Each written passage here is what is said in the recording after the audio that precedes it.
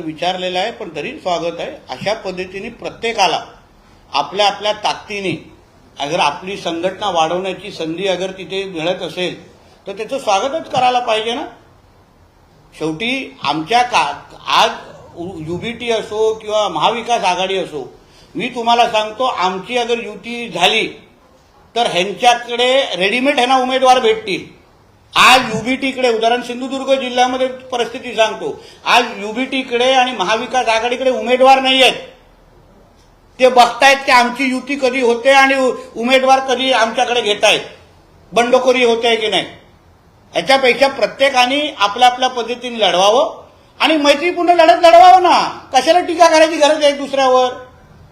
आणि थोडी इकडे तिकडे झाली तरी पण आम्ही मॅच्युअर्ड लोक आहोत, आम्ही मॅच्युअर्ड लोक आहोत। आम्हाला माहिती आहे उद्या राज्याच्या हितासाठी एकत्र यायचं आहे। आम्ही काय दूधकुळे आहेत काय? तू माझ्याबद्दल का बोलला, मी तुला सोडणार नाही, असं थोडी आहे काय? झाली तर बघू, नंतर टीका झाली तर नंतर बोलू ना, एकत्र येऊ ना।